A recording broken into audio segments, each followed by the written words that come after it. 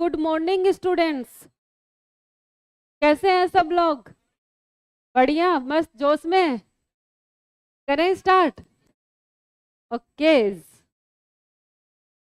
हाँ, कल हम क्या पढ़ लिए थे बेटा जी? जी1 फेज पढ़ लिए थे। जी नोट फेज की बात कर रहे थे, है ना? जी नोट फेज के बाद में लिखा नहीं था, बस जाना था, है ना? क्या जाना था जी नोट फेज के बारे में? क्या जाना था? नहीं, ये क्या बोली? जाना तो अलग बोली थी ये। हाँ, क्या जाना था उसके बारे में? ये सेल, इस स्टेज में सेल क्या होती है? इनएक्टिव होती है, लेकिन मेटाबॉलिकली एक्टिव होती है। इनएक्टिव का मतलब क्या है? मतलब इनएक्टिव भी है और एक्टिव भी है, ऐसा कैसे हो सकता है? जब ग्रोथ और डिफरेंशिएट नहीं होगी, लेकिन मेटाबॉलिक रिएक्शंस उसमें होंगी। ठीक है, ये बात हम कर चुके थे कल की क्लास में। तो जीनोट फेज के बारे में थोड़ा सा लिख लेते हैं। लिख लिया था क्या? ही लिखा था। जीनोट फेज का ही दूसरा नाम क्या है? क्विसेंट फेज, शांत अवस्था। इसमें शांति रहती है ना। डिप्रेशन फेज बताया था ना, जग सुन्ना सुन्ना लगे। क्विसेंट फेज, क्विसेंट फेज में क्या होता है बेटा जी? सेल कौन सी, किस स्टेज को एग्जिट करके इस स्टेज में आती है? जी1 स्टेज को जब एग्जिट कर देती है तो एंटर होती है किसमें? जी नोट फेज में। तो बोल सकते हैं हम, cell enter into G nought phase after exit G1 phase, after exit G1 phase। तो पहला क्वेश्चन तो यही बन गया कि सेल जी नोट में कहाँ से कहाँ जाती है? G1 को एग्जिट करके जाती है। ठीक है, दूसरी बात, इसमें क्या होता है? इन दिस स्टेज या फिर in this phase, cell is क्या? Metabolically active, metabolically active. Metabolically active है, लेकिन उसका मेटाबॉलिज्म क्या है? स्लो है ना? मेटाबॉलिकली क्या है? एक्टिव है। और ये क्या करती है? Note, do not show proliferation. Proliferation का मतलब ग्रोथ और डिफरेंशिएशन। प्रोलिफ्रेशन शो नहीं करती सेल, लेकिन मेटाबॉलिकली क्या है? इनएक्टिव है, इसलिए हम इसको क्या बोल सकते हैं? इनएक्टिव भी बोल सकते। ठीक है, एग्जाम्पल क्या होगा इसका? तो नर्व सेल और हार्ट सेल।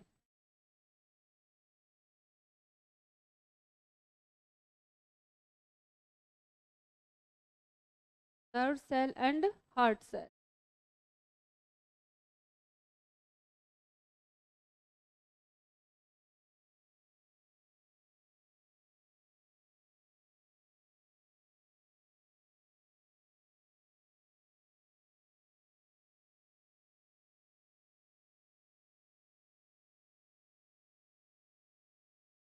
लिख लिए? अब इसके बाद में कौन सी फेज पढ़ेंगे हम? जीवन, जीवन के बाद में कौन सी फेज आती है? S phase. जीवन और एस के बीच में क्या होता है? मेजर चेक पॉइंट होता है। क्या होता है? Major checkpoint. ठीक है, तो पढ़े एस फेज के बारे में? फिगर देख रहे थे।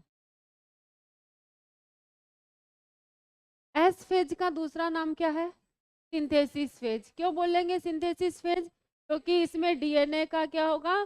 सिंथेसिस होगा। डीएनए का क्या होगा? रेप्लिकेशन होगा, सिंथेसिस होगा। अब डीएनए रेप्लिकेट हो गया रेप्लिकेट। तो उस डीएनए को पहले जितना, मान लो 2C अमाउंट में डीएनए था, अब वो डबल हो गया, 4C अमाउंट में आ गया। अब उसको पैक करना है कि नहीं करना है? पहले वाला तो ऑलरेडी पैक था, लेकिन जब ट्रांसक्रिप्शन होता है, सॉरी रेप्लिकेशन होता है, तो डीएनए की हेलिक्स क्या होती है? सेपरेट होती है। ठीक है, नया डीएनए बनता है। नया डीएनए बनेगा तो उसको पैक करना पड़ेगा कि नहीं करना पड़ेगा? पैक करना पड़ेगा ना। तो पैक करने के लिए कौन सी प्रोटीन रिक्वायर होती है? सही बोले हो, हिस्टोन प्रोटीन। कौन सी प्रोटीन? Histone protein. तो हिस्टोन प्रोटीन की जरूरत पड़ेगी कि नहीं पड़ेगी? पड़ेगी। तो डीएनए रेप्लिकेशन के अलावा यहाँ क्या होगा? हिस्टोन प्रोटीन का फॉर्मेशन भी होगा। क्या होगा? हिस्टोन प्रोटीन का फॉर्मेशन। एस फेज में क्या बनेंगे? हिस्टोन प्रोटीन भी बनेंगे। ठीक है। क्रोमोजोम का अमाउंट क्या हो जाएगा? डबल हो जाएगा।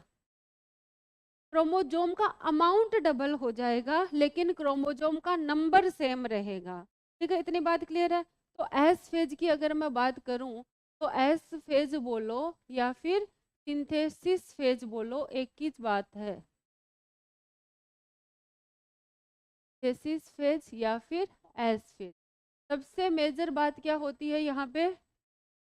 रेप्लिकेशन ऑफ, अरे क्या होगा? Replication of DNA. Replication of DNA. DNA का क्या होगा? रेप्लिकेशन होगा। दूसरा क्या होगा? Formation of histone protein. अगर तुम्हें बोले कि प्रोटीन का फॉर्मेशन कहाँ होता है, तब तुम कौन सी फेज बताओगे? G1 phase. क्या बताओगे? G1 phase. अगर तुम्हें बोले कि हिस्टोन प्रोटीन कहाँ बनती है, नाम लेके कि हिस्टोन प्रोटीन कहाँ बनती है, तब तुम क्या बताओगे? S phase. तुम्हें बोले कि protein require for cell division, cell division के लिए कौन सी प्रोटीन रिक्वायर होती है? जिससे माइक्रोट्यूब्यूल्स बनती है, जिससे स्पिंडल फाइबर बनते हैं, ट्यूब्यूलिन प्रोटीन। तो ऐसे बोले कि वो प्रोटीन जो सेल डिवीजन के लिए रिक्वायर है वो कहाँ बनेगी? G2 में। कहाँ बनेगी? G2 में। ओनली प्रोटीन बोले तो आंसर क्या आएगा? G1। हिस्टोन प्रोटीन बोले तो GS। और क्या बोले? Protein require for cell division या फिर ट्यूब्यूलिन प्रोटीन, तो क्या आंसर दोगे? G2 phase. क्या दोगे? G2 phase. क्लियर है इतनी बात? ये देखो बेटा, ये मेरे पास एक क्रोमेटिड था। क्या था? एक क्रोमेटिड। ऐसा होता नहीं है क्रोमेटिड, तुम्हें पता है ना क्रोमोजोम इस फेज में किस स्टेज में रहता है? कैसे रहता है क्रोमोजोम? क्रोमेटिन मटेरियल की फॉर्म में, क्रोमेटिन फाइबर की फॉर्म में रहता है। तो मैं बस समझाने के लिए बना रही हूँ, बन नहीं रहा है लेकिन ये मेरे से, मैं बनाऊंगी इसको। मेरे पास क्या है? एक क्रोमेटिन है। ठीक है। इस क्रोमेटिन के ऊपर मेरे पास क्या था? डीएनए था। तो ऊपर क्या था? डीएनए। ठीक है, ये डीएनए है। कौन सी फेज में है ये? G1 फेज में। ये कौन सी फेज है? G1 phase. ठीक है। अब क्या होगा? एस फेज आएगी तो क्या होगा? अमाउंट ऑफ क्रोमोजोम क्या होगा? डबल होगा। ये कैसा बन गया क्रोमोजोम? ऐसा बन जाएगा, अमाउंट ऑफ क्रोमोजोम डबल हो जाएगा। क्यों? क्योंकि डीएनए क्या हो गया? रेप्लिकेट हो गया। तो एक डीएनए का पार्ट यहाँ पे आ गया, दूसरा पार्ट यहाँ पे आ गया। क्रोमोजोम किससे बनता है? क्रोमोजोम किससे, क्रोमेटिन फाइबर किससे बनते हैं? डीएनए और हिस्टोन प्रोटीन से बनते हैं। तो पहले डीएनए कम था तो ये क्या था? एक सिंगल धागे की फॉर्म में था। अब डीएनए क्या हो गया? ज्यादा हो गया। डीएनए ज्यादा हो गया तो डीएनए से ही क्या बनता है? क्रोमेटिन फाइबर बनता है। तो क्रोमेटिन फाइबर का अमाउंट बढ़ेगा कि नहीं बढ़ेगा? बढ़ेगा ना। तो जीवन से एस फेज में अगर हम गए तो क्या हुआ? डीएनए क्या हो गया? डबल हो गया। में देखने को मिल रहा है ना, डीएनए क्या हो गया? डबल हो गया। ठीक है। अमाउंट ऑफ क्रोमोजोम क्या हो गया? डबल हो गया। होगा कि नहीं होगा? अमाउंट ऑफ क्रोमोजोम डबल, लेकिन नंबर ऑफ क्रोमोजोम क्या रहेगा? Same. Number of chromosome same रहेगा। तो एस फेज में क्रोमोजोम का नंबर नहीं बढ़ता। नंबर ऑफ क्रोमोजोम क्या रहा बेटा जी? सेम रहा। क्वेश्चन आता है, G1 फेज में सेल के पास 2C या फिर बोले 20 पिकोग्राम डीएनए था। कितना था? 20 पिकोग्राम डीएनए था। G2 में कितना डीएनए होगा? 40 पिकोग्राम रहेगा। कितना रहेगा? 40 पिकोग्राम। एक डिप्लॉइड सेल है, एक सेल है डिप्लॉइड जिसके पास जीवन फेज में क्रोमोसोम के नंबर 23 थे। कितने थे? 23 नहीं, 23 एग्जाम्पल नहीं लेते, 14 थे। कितने थे? 14 थे। कौन सी फेज में? G1 फेज में। तो G2 फेज में क्रोमोसोम कितना हो गया? 14 ही रहेगा। कितना रहेगा? 14 ही रहेगा। क्यों रहेगा? क्योंकि नंबर ऑफ क्रोमोसोम क्या रहता है? सेम रहता है ना। लिखो, ये बात समझ तो आ गई ना? यस।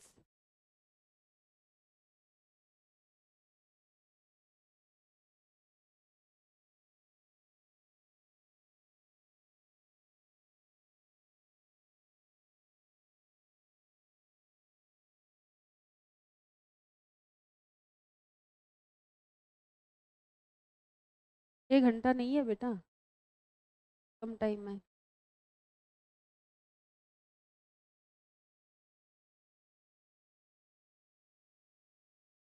चले आगे? ये नहीं चलते बिना तुम्हारी इजाजत के एक पत्ता नहीं हिल सकता यहाँ से।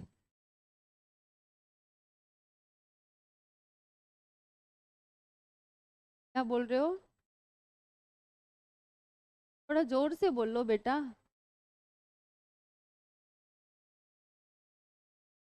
मन में आई हुई बात बोल देनी चाहिए, मन में नहीं रखनी चाहिए।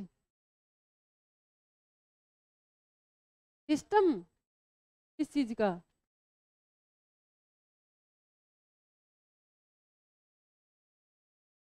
तो बिग बॉस देख रहे हैं क्या बेटा? फिर तो क्या ही बोल लूँ, मैं नहीं बोलूँगी। चलें आगे। हिस्टोन फेज नहीं बेटा, हिस्टोन प्रोटीन। मैंने देख लिया, लोगों में से किसी ने बोला नहीं कि यहाँ पे प्रोटीन आएगा मैम। मैं बोल प्रोटीन रही हूँ, लिख फेज रही हूँ, है ना। तुम लोगों ने सही लिख लिया, समझदार बच्चे हो। अब लिखो, क्वेश्चन लिखो। Amount of DNA, amount of DNA in G1 phase is 40 picogram. Then how much amount of DNA? How much amount of DNA in G2 phase? कितना होगा? आंसर बताओ, कितना हो जाएगा? 80। देखो ये है G1 फेज, ये कौन सी है? S, और ये क्या हो गई? G2। इसमें कितना था? 40। इसमें क्या हो जाएगा? डबल हो जाएगा। और इसमें कितना रहेगा? डबल ही रहेगा। तो कितना हो जाएगा? 80 पिकोग्राम। ठीक है, next question.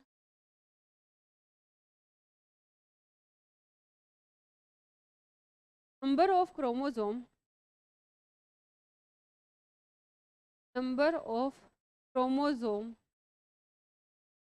In meiocyte of, meiocyte of pea plant is 14, is 14. Then how many chromosomes, how many chromosomes in G2 phase? G2 phase, G2 phase में कितने क्रोमोसोम के नंबर होंगे? क्यों? मियोसाइट में बोला है ना। मियोसाइट कैसी है? डिप्लॉइड है, मतलब 14 क्रोमोसोम है उसमें। ठीक है, पहले कौन सी, जब डिवीजन होगा तो कौन सी स्टेज आएगी? G1। G1 में क्रोमोसोम पे कोई फर्क नहीं पड़ेगा। फिर आएगी S, फिर आएगी G2, तो कोई फर्क नहीं पड़ेगा क्रोमोसोम के नंबर पे। तो कितने रहेंगे? 14 ही रहेंगे। कितने रहेंगे? 14।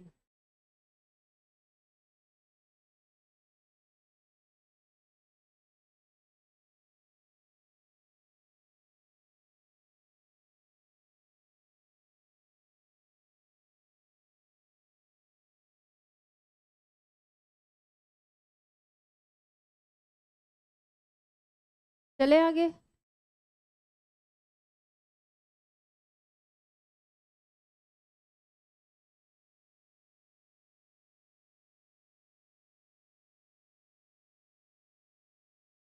लिख लेते हो तुम, साथ साथ लिख लेते हो, रफ में लिख रहे हैं।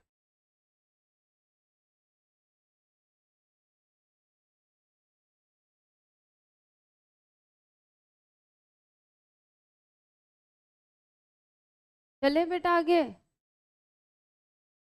चले। अब क्या होगा, एस फेज में, एस फेज ही पढ़ रहे हैं ना हम। ये सेल है, ये क्या है, सेल। सेल के अंदर क्या है, अरे सेल के अंदर क्या होगा, न्यूक्लियस होगा ना। और यहाँ पे क्या है, साइटोप्लाज्म। साइटोप्लाज्म में मेरे पास कौन है, सेंट्रियोल। कौन है, सेंट्रियोल। तो एस फेज में ये क्या बनाया है मैंने, साइटोप्लाज्म। क्या बनाया है, साइटोप्लाज्म। और साइटोप्लाज्म में अगर एनिमल सेल है तो, कौन सेल है, एनिमल सेल। अगर एनिमल सेल है तो उसके साइटोप्लाज्म में क्या प्रेजेंट है, सेंट्रियोल प्रेजेंट है ना। अरे होता है ना सेंट्रियोल, या फिर सेंट्रोसोम बोले, होता है सेंट्रियोल।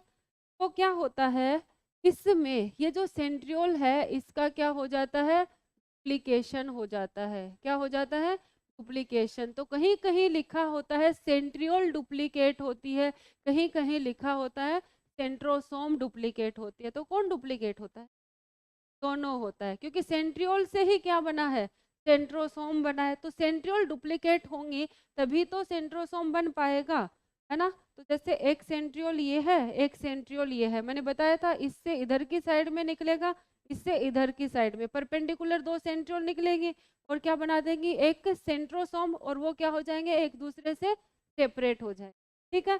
तो साइटोप्लाज्म में क्या हुआ, यहाँ पे सेंट्रियोल डुप्लीकेट हो गई।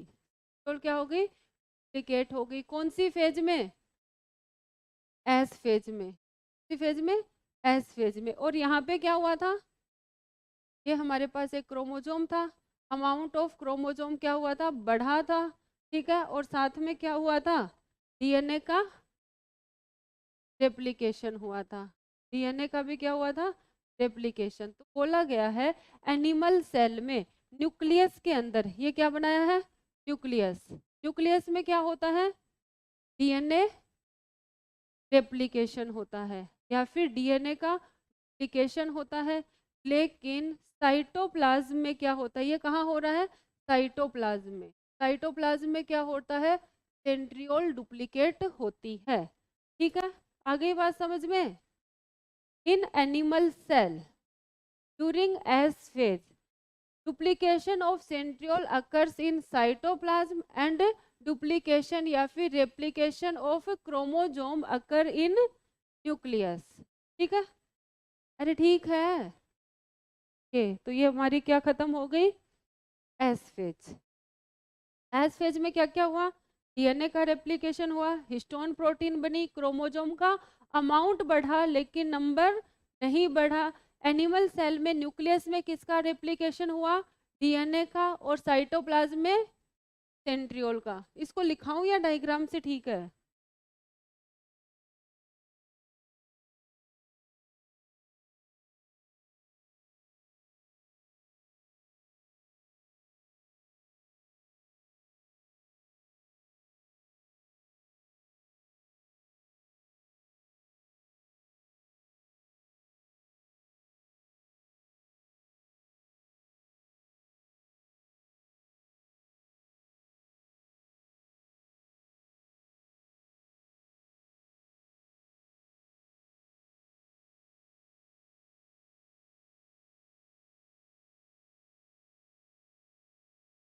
लिख लिया।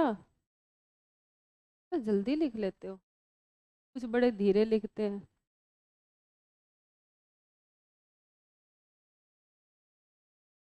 हमने 2 लेक्चर ही लिए ना बेटा, या 3, ये तीसरा है। तो फिर समझ आ रहा है ये वाला, देख चुके वीडियो। चले आगे,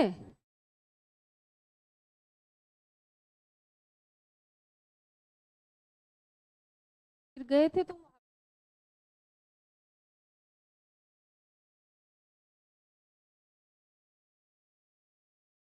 परसों गए थे।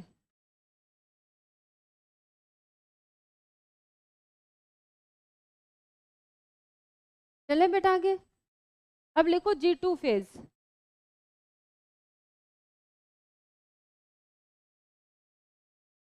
G2 phase. G2 फेज में क्या होगा? क्या होगा? Cell organelle like Golgi body, mitochondria, उनका क्या होगा? डुप्लीकेशन होगा। ज्यादातर सेल ऑर्गेनल का डुप्लीकेशन कहाँ हुआ था? G1 फेज में। लेकिन माइटोकॉन्ड्रिया और गोल्गी बॉडी का डुप्लीकेशन कहाँ होता है? G2 फेज में होता है। इसके अलावा क्या बनती है? प्रोटीन का फॉर्मेशन होता है। कौन सी? Tubulin protein. कौन सी प्रोटीन बनती है? Tubulin protein. और ट्यूब्यूलिन प्रोटीन किसके लिए रिक्वायर होती है? सेल डिवीजन के लिए। कैसे? ट्यूब्यूलिन प्रोटीन कैसे जरूरी होती है? स्पिंडल फाइबर का फॉर्मेशन करती है। क्या करती है? स्पिंडल फाइबर का। और स्पिंडल फाइबर क्या करते हैं? क्रोमोजोम की मूवमेंट के लिए रेस्पॉन्सिबल होते हैं। ठीक है, तो यहाँ पे लिख देते हैं इस फेज में क्या होगा? क्या होगा? Duplication of Golgi complex and mitochondria. Golgi complex and mitochondria. Mitochondria और गोल्गी कॉम्प्लेक्स का क्या होता है? डुप्लीकेशन होता है। कौन सी फेज में? G2 फेज में। ठीक है। इसके अलावा क्या होता है इस फेज में? Synthesis of tubulin protein. कौन सी protein? Tubulin protein. Tubulin protein का क्या होता है इस फेज में? सिंथेसिस होता है। ट्यूब्यूलिन प्रोटीन किसके लिए जरूरी होती है?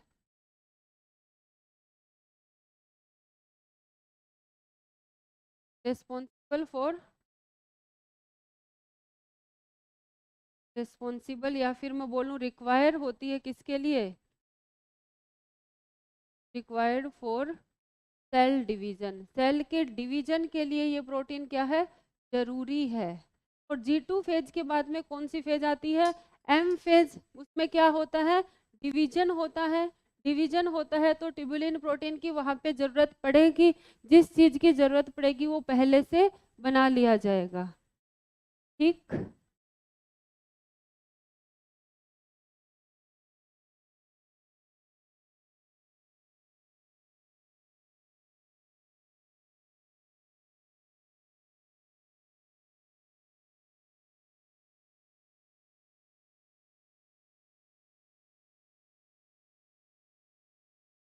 तो इंटरफेज में कोई दिक्कत समस्या परेशानी है तो बोलो।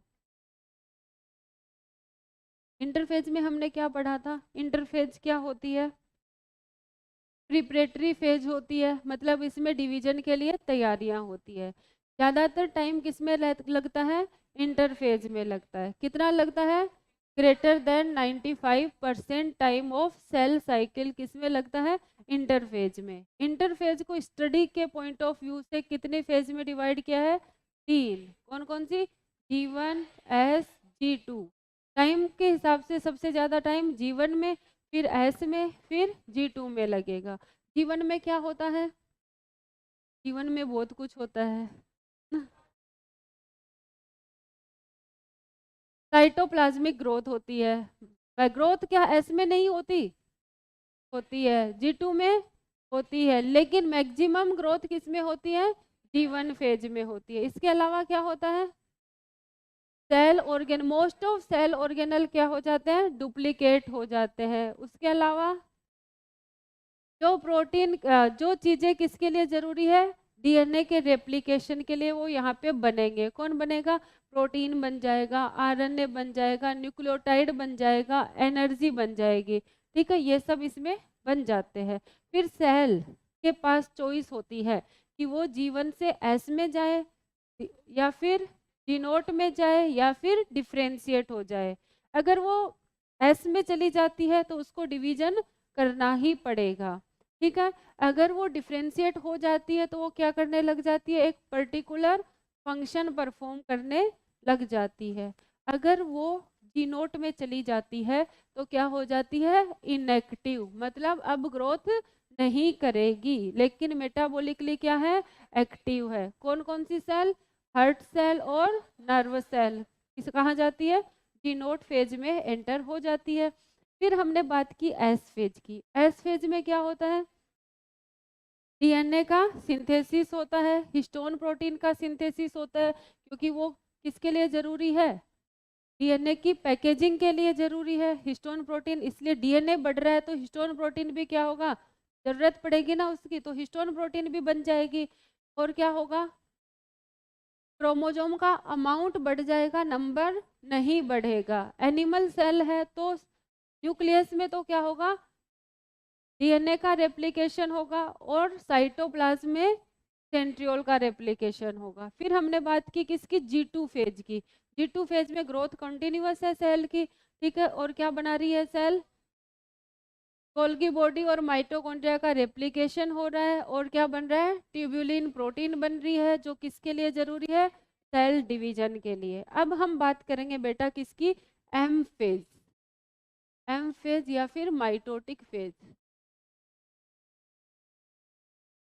एम फेज को बोला जाता है most dramatic phase of cell cycle. क्या बोला जाता है, मोस्ट ड्रामेटिक फेज। क्यों बोलते हैं,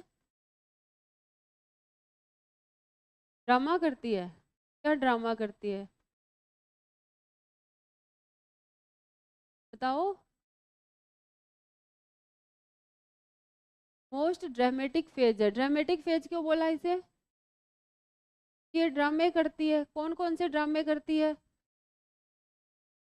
कभी न्यूक्लियर मेम्ब्रेन डिसअपियर हो जा रही है, जादू कर रही है ना, न्यूक्लियर मेम्ब्रेन को डिसअपियर कर दिया, सेल ऑर्गेनल डिसअपियर हो गए, ठीक है। क्रोमोसोम कभी इधर जा रहे हैं, कभी उधर जा रहे हैं, कभी मेटाफेज प्लेट पे आ रहे हैं, है ना। मतलब बहुत सारे एक्शंस हो रहे हैं, इसमें हो रहे हैं ना।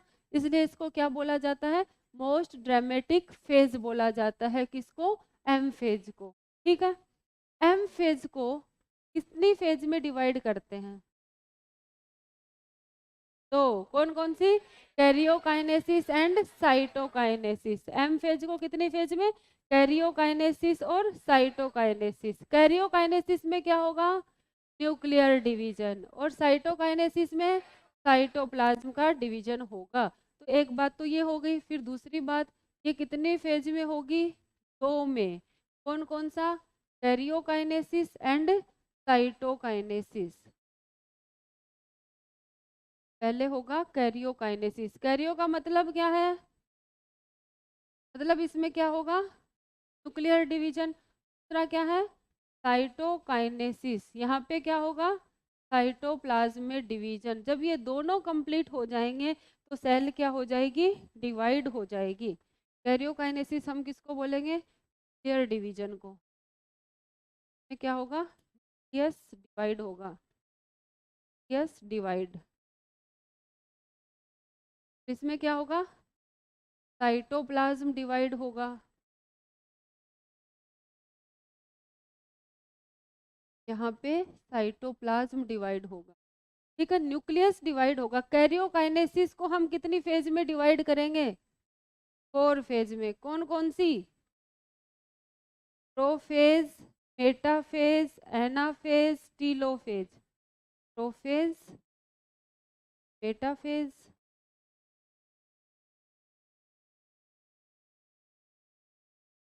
Anaphase and telophase. अब इनको हम 1 बाय 1 पढ़ेंगे, ठीक है। कौन कौन सी, प्रोफेज, मेटाफेज, एनाफेज और टीलोफेज।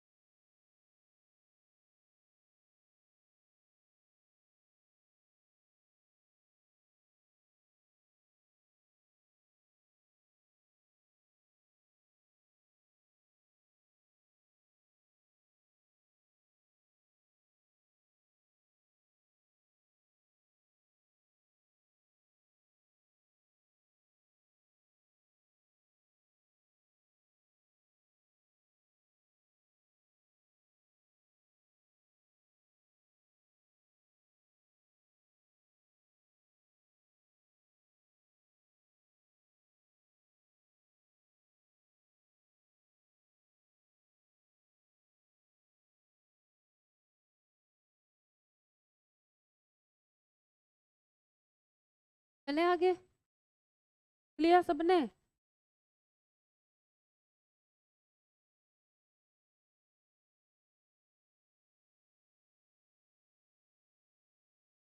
पहले G1, फिर G0, फिर S, फिर G2, G1, G1 अभी तो बोला कि G1 को एग्जिट करके क्या कहाँ चली जाती है, G0 में चली जाती है। G0 पहले क्यों आएगा? पहले G1 में आई ना सेल, फिर G1 को छोड़ के कहाँ चली गई, G0 में चली गई ना। ये तो बोला G1 को एग्जिट, एनसीईआरटी के अकॉर्डिंग अगर तुम आंसर दोगे तो G1, G0, S, G2 आएगा। एनसीईआरटी ने साफ लिखा है कि सेल G1 को एग्जिट करती है, तो पहले G1 में आई थी वो, फिर वहां से निकली है, G0 में गई है, लेकिन फिर वापस से अगर वो G0 से आएगी तो कौन सी फेज में जाएगी, G1 या S में?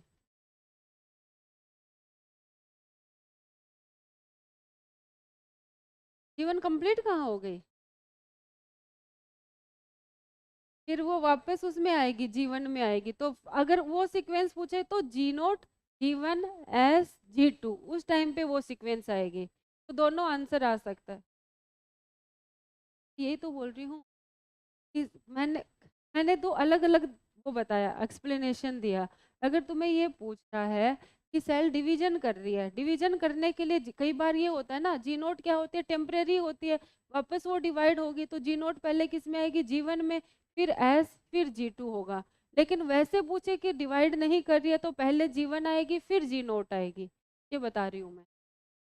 समझ गए? अब चलें आगे। सबसे पहले हम बात करेंगे किसकी, प्रोफेज की। प्रोफेज, प्रो का मतलब क्या होता है, पहले, फेज का मतलब फेज, तो हम क्या बोल सकते हैं, ये क्या है, first phase of cell division. Pro का मतलब क्या होता है, फर्स्ट। ठीक है, तो इसको हमने क्या बोल दिया, first phase of cell division. Cell division की फर्स्ट फेज बोला है मैंने, ना कि सेल साइकिल की। सेल साइकिल की पहली फेज कौन होगी, G1, या फिर इंटरफेज भी बोल सकते, first phase of cell division. Cell division की क्या है, ये पहली फेज है। इस फेज में होता क्या है, सबसे पहले क्या होता है, कंडेंसेशन ऑफ क्रोमोजोम। क्रोमोजोम किसकी फॉर्म में है, क्रोमेटिन फाइबर की फॉर्म में है, उसका क्या होने लग जाता है, कंडेंसेशन होने लग जाता है। पहले क्रोमोजोम ऐसे ऐसे थे, ऐसे ऐसे क्रोमेटिन फाइबर की फॉर्म में थे, ठीक है। प्रोफेज के बाद में ये कैसे हो जाते हैं, ऐसे ऐसे होने लग जाते हैं, ठीक है, कंडेंसेशन होता है, क्रोमोजोम ऐसे बनना स्टार्ट हो जाते हैं। फेज में सबसे पहले क्या होगा, कंडेंसेशन ऑफ क्रोमोजोम,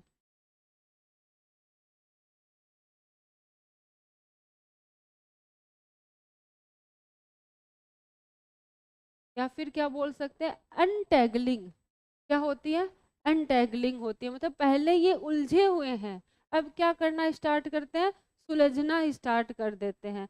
तो क्रोमोजोम की क्या होती है, अनटैगलिंग होती है। बोल सकती हूँ मैं, अनटैगलिंग ऑफ क्रोमोजोम भी इसी में होता है, अनटैगलिंग ऑफ क्रोमोजोम्स। क्रोमोजोम्स की क्या होती है, अनटैगलिंग होती है, मतलब क्रोमोजोम क्या होना स्टार्ट हो जाते हैं, सुलझना स्टार्ट हो जाते हैं। पहले उलझे हुए धागे थे, अब सुलझे हुए धागे बन जाते हैं। तो उलझे हुए धागे और सुलझे हुए धागे में तुम्हें इतना हंसी कैसे आ गई, कुछ है क्या, है? अच्छा, ऐसा था।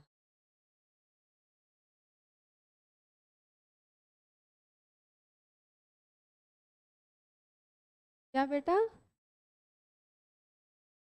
ये होगा, एक तो क्रोमोजोम का कंडेंसेशन स्टार्ट हो जाएगा, क्रोमोजोम सुलझने लग जाएंगे, जो क्रोमेटिन है वो क्रोमोजोम की फॉर्म में आना स्टार्ट हो जाएगा, लेकिन आएगा नहीं। इसके अलावा क्या होगा बेटा जी, सेल ऑर्गेनल्स, सेल ऑर्गेनल्स क्या होंगे, डिसअपियर होंगे। अगर सेल ऑर्गेनल को डिसअपियर ही होना था तो वो डुप्लीकेट क्यों हो, बताओ।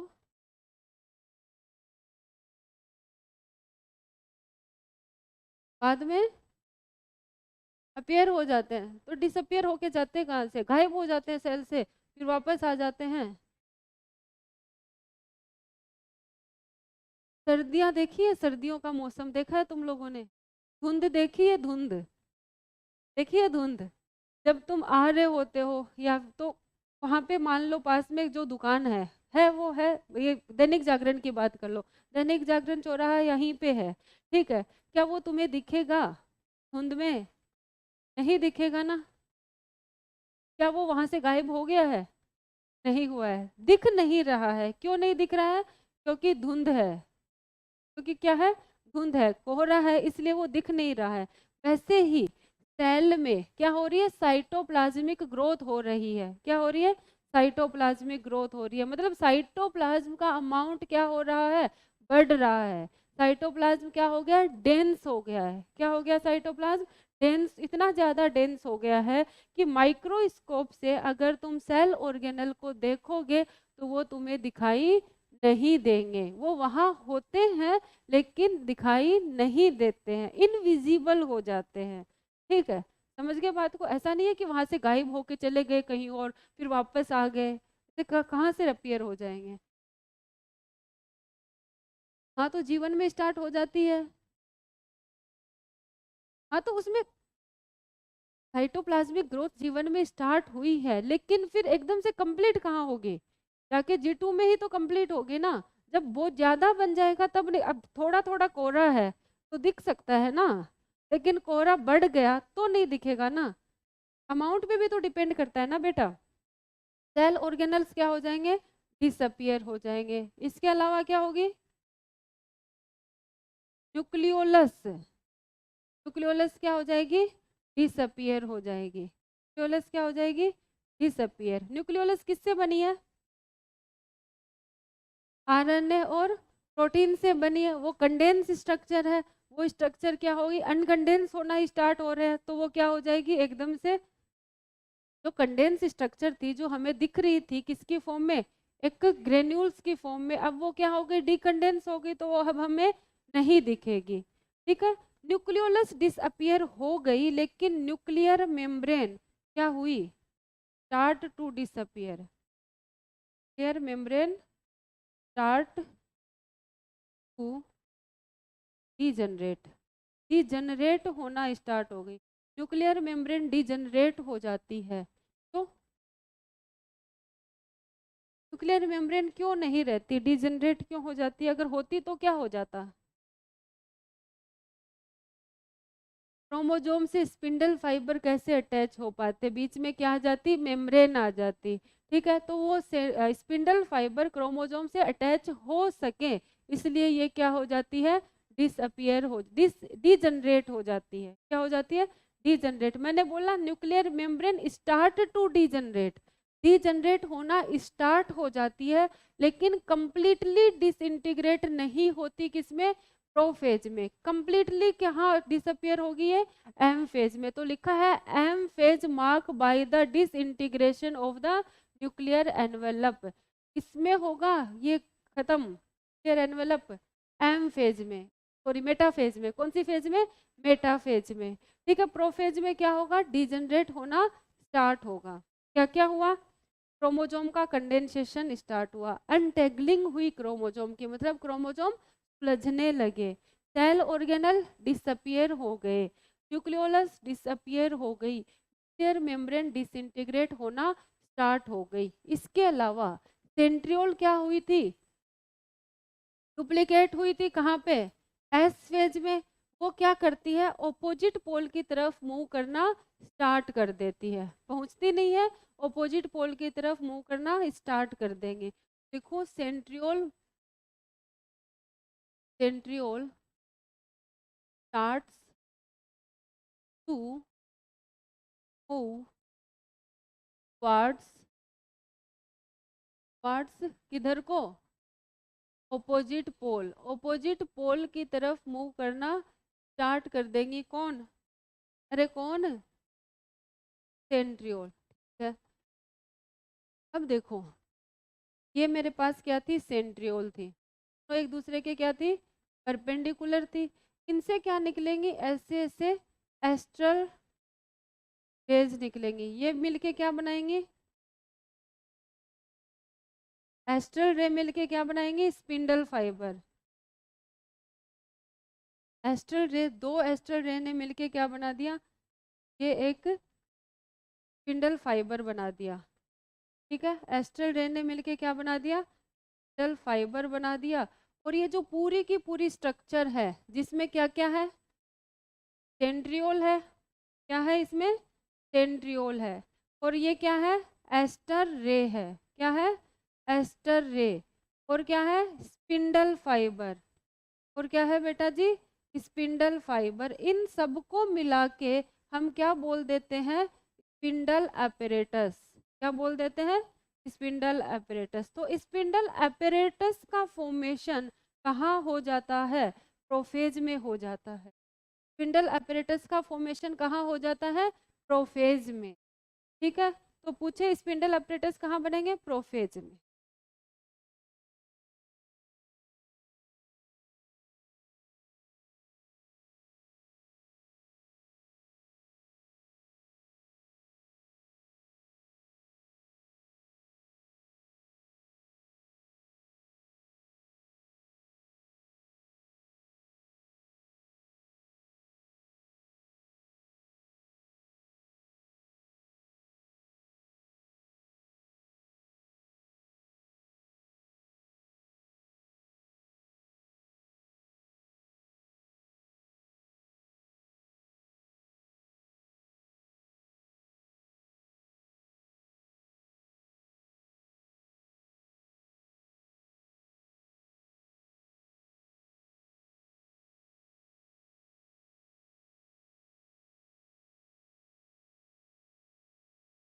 समझ गए इतनी बात? क्या क्या हुआ प्रोफेज में? क्रोमोसोम का कंडेंसेशन हुआ, एंटेगलिंग हुई, और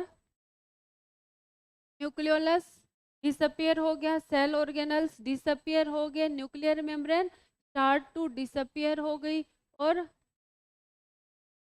सेंट्रियोल ऑपोजिट पोल की तरफ मूव करना स्टार्ट कर दिए, और स्पिंडल एपरेटस का फॉर्मेशन हो गया। स्पिंडल एपरेटस बना किस किस से? सेंट्रियोल से रे लाइक स्ट्रक्चर निकलती है जिनको एस्टर्स बोलते हैं, एस्टर रे बोलते हैं। एस्टर रे मिलके क्या बनाती है? स्पिंडल फाइबर बनाती है। तो सेंट्रियोल, एस्टर रे, स्पिंडल फाइबर को मिला के हम क्या बोल देते हैं? स्पिंडल एपरेटस बोल देते हैं। क्या बोल देते हैं? Spindle apparatus. इतनी बात समझ आई? तो देखो ये क्या था? हमारे पास सेल थी। ठीक है, इस सेल में क्या था? थोड़ी बड़ी बना, प्रोफेज बनाना है ना।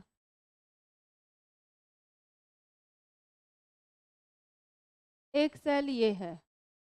इस सेल के अंदर क्या है बेटा जी? इसका न्यूक्लियस है। सेल के अंदर क्या था? इसका न्यूक्लियस था। न्यूक्लियस में क्या था? न्यूक्लियोलस था। ठीक है, और क्या था? ये और क्या था? देंगे नहीं, क्रोमेटिन मटेरियल था ऐसा सा। ठीक है, और यहाँ पे क्या था? सेल ऑर्गेनल थे। ये सेंट्रियोल है। ठीक है, बाकी सेल ऑर्गेनल है। ये कौन सी फेज है? Early prophase. कौन सी है ये? Early prophase. ठीक है, अर्ली प्रोफेज से क्या हो गया? डिसअपियर हो गया ना सारी चीजें।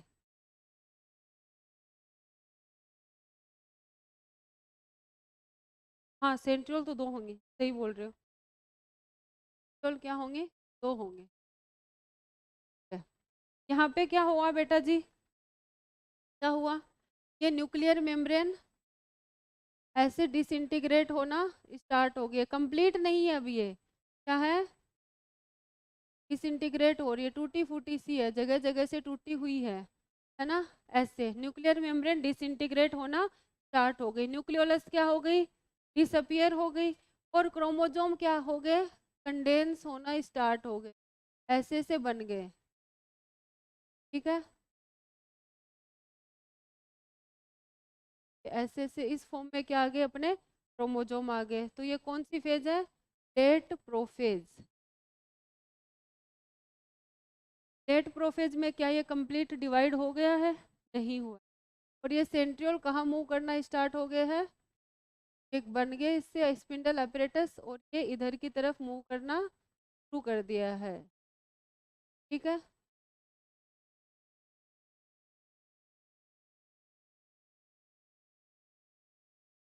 कहाँ गए वो बच्चे पीछे वाले, बड़ा प्रॉब्लम हो रखी। डायबिटीज इंसिपिडस है क्या उनको,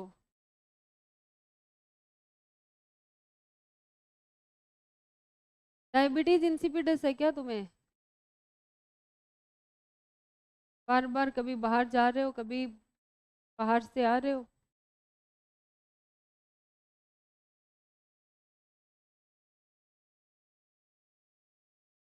समझ आ गया ये प्रोफेज।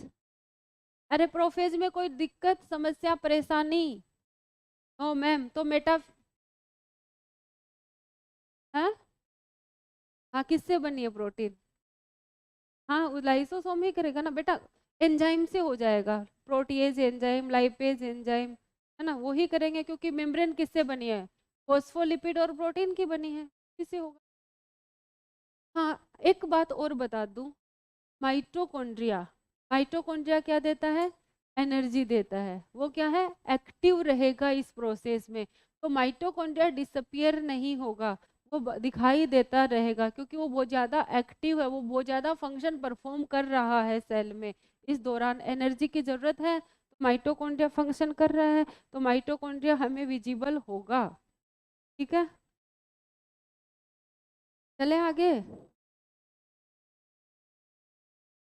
चले मेटाफेज, नेक्स्ट हेडिंग लगाओ मेटाफेज। सबसे पहली बात तो यही है, मेटाफेज की शुरुआत कहाँ से होती है, न्यूक्लियर एनवेलप के डिसइंटीग्रेट होने की वजह से। कंप्लीटली डिसइंटीग्रेट हो गई क्या, nuclear membrane, nuclear membrane completely disintegrate हो गई, तो क्रोमोसोम कहाँ आ गए, साइटोप्लाज्म में आ गए, कहाँ आ गए, साइटोप्लाज्म में आ गए। और क्रोमोसोम का कंडेंसेशन भी कंप्लीट हो जाता है, कौन सी स्टेज में, मेटाफेज में। वहां पे क्रोमोसोम कंडेंस हो रहे थे, ऐसे पूछे, condensation of chromosome takes place in कौन सी फेज में होता है, प्रोफेज में। Complete condensation of chromosome metaphase, कौन सी फेज में होगा, मेटाफेज में क्रोमोसोम का कंडेंसेशन क्या हो जाएगा, कंप्लीट हो जाएगा। तो क्रोमोसोम हमें क्या, क्रोमोसोम कैसे हो जाएंगे, मोटे मोटे दिखेंगे और छोटे छोटे दिखेंगे। ठीक है, तो क्रोमोसोम इस स्टेज में क्या होते हैं, इजीली विजिबल होते हैं, क्योंकि क्रोमोसोम क्या हो चुके हैं, कंप्लीटली कंडेंस्ड हो चुके हैं। इसीलिए बोलते हैं कि मेटाफेज जो होती है वो बेस्ट स्टेज होती है, किसके लिए, for study the morphology of chromosome, chromosome की मोर्फोलॉजी की स्टडी के लिए मेटाफेज क्या है, सबसे अच्छी स्टेज है। क्यों, क्योंकि क्रोमोसोम क्या हो गए, कंप्लीटली कंडेंस्ड हो गए। एक रीजन तो ये है, दूसरा रीजन क्या है, क्रोमोसोम पे जो डिस्क शेप स्ट्रक्चर बनी थी उसका क्या नाम था, काइनेटोकोर। क्या था, काइनेटोकोर। काइनेटोकोर से क्या लग जाएंगे, स्पिंडल फाइबर अटैच हो जाएंगे, और क्रोमोसोम को एक प्लेट पे एक पर्टिकुलर डायरेक्शन में क्या कर देंगे, अरेंज कर देंगे। कहाँ पे, मेटाफेज, जहाँ पे क्रोमोसोम अरेंज होंगे वहाँ पे एक प्लेट जैसी स्ट्रक्चर बनती है, जिसको हम क्या बोलते हैं, मेटाफेजिक प्लेट। या फिर मैं बोलूँ इक्वेटर पे क्रोमोसोम को क्या कर देंगे, अरेंज करवा देंगे, कौन, स्पिंडल फाइबर। कौन करवाएंगे, स्पिंडल फाइबर। तो पहले क्या हुआ, न्यूक्लियर एनवेलप डिसइंटीग्रेट हो गई, क्रोमोसोम का क्या हो गया, कंप्लीट कंडेंसेशन हो गया। स्पिंडल फाइबर किससे अटैच हो गए, काइनेटोकोर से अटैच हो गए, और क्रोमोसोम को कहाँ ले आए, इक्वेटर पे ले आए, कहाँ ले आए, इक्वेटर पे, और क्या बन गई, मेटाफेजिक प्लेट। अब क्रोमोसोम एक जगह पे बैठे हैं, मेटाफेजिक प्लेट पे हैं, तो वहां पे उनकी स्टडी क्या है, इजी है ना, इधर उधर मूव नहीं कर रहे हैं, एक जगह पे एक प्लेट बना रखी है उन्होंने, माइक्रोस्कोप से उनको हम इजीली देख सकते हैं। ठीक है, कितने क्रोमोसोम है, क्रोमोसोम का बिहेवियर कैसा है, किससे बने हैं, ये सब हम यहाँ देख सकते हैं। लेकिन यहाँ पे क्रोमोसोम की शेप नहीं देखी जाती। क्रोमोसोम की शेप की स्टडी कहाँ करेंगे, एनाफेज में। अगर पूछे मोर्फोलॉजी ऑफ क्रोमोसोम की स्टडी कहाँ होगी, तो क्या बोलोगे, मेटाफेज। और बोले शेप ऑफ क्रोमोसोम की स्टडी कहाँ होगी, एनाफेज में होगी। ये मेटाफेज समझ आया, क्या समझ आया मेटाफेज में, ये था सेल थी अपने पास। ठीक है, क्रोमोसोम क्या हो गया है, न्यूक्लियर एनवेलप क्या हो गया है, गायब हो गया है, और क्रोमोसोम क्या हो गया है, कंडेंस हो गया है। क्रोमोसोम क्या हो गया है, कंडेंस हो गया, ऐसे हो गया, ऐसे क्रोमोसोम। ठीक है, और सेंट्रियोल कहाँ पहुंच चुकी है,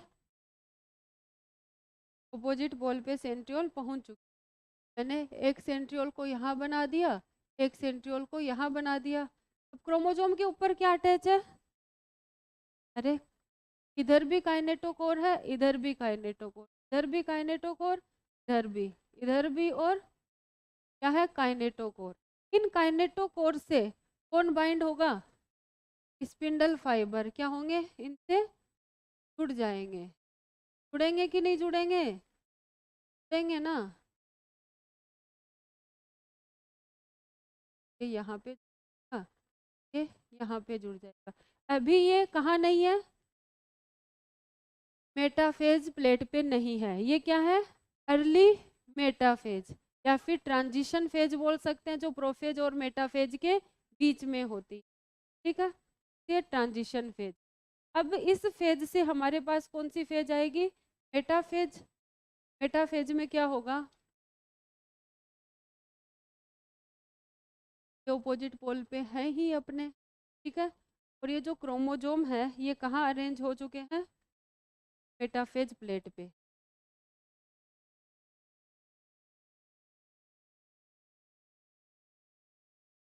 और बने सेल थोड़ी बड़ी बना,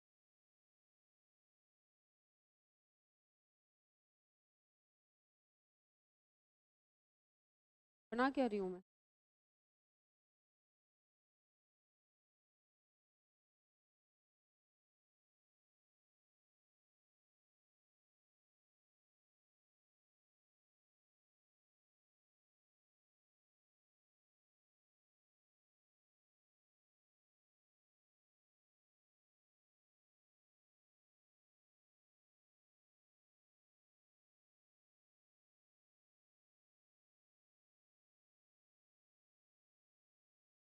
ठीक है, ये क्या है, अपने पास क्रोमोसोम है, क्रोमोसोम पे ये क्या है, काइनेटोकोर रीजन है।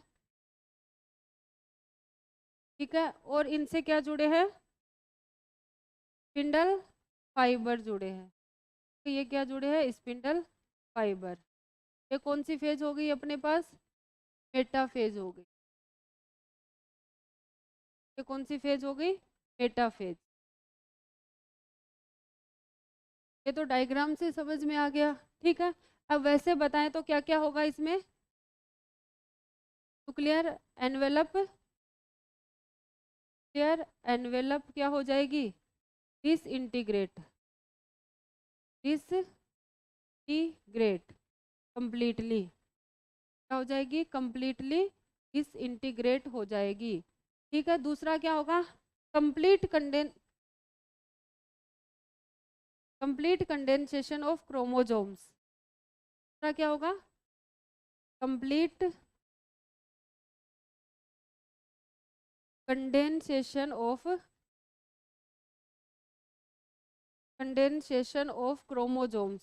क्रोमोसोम्स का कंडेंसेशन क्या हो जाएगा, कंप्लीट हो जाएगा। दूसरा क्या होगा, स्पिंडल फाइबर कहाँ अटैच होंगे, spindle fibres attach eight kinetochore, कहाँ अटैच हो जाएंगे, काइनेटोकोर पे अटैच हो जाएंगे। आज इतना ही लिख लो, बाकी हम कल पढ़ेंगे। ये कंप्लीट लिखवाना था लेकिन नेक्स्ट क्लास में लिखेंगे। 11:30 हो गए ना। अरे लिखा था लेकिन उत्तर ने बोला था जल्दी। बच्चे आ गए हैं ना, देखो टेस्ट के लिए।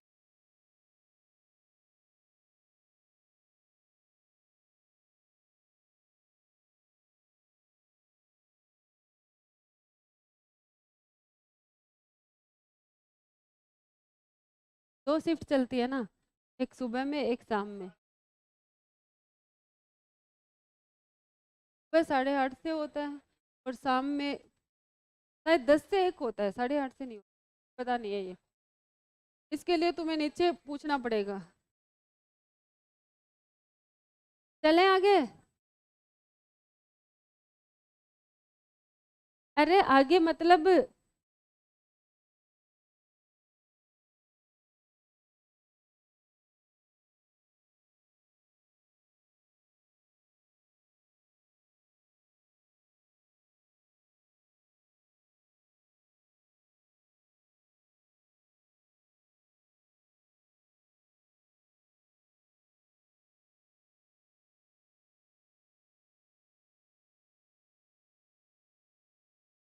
क्या हो रहा है?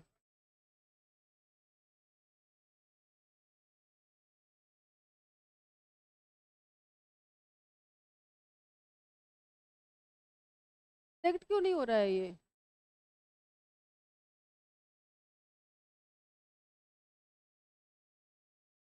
हाँ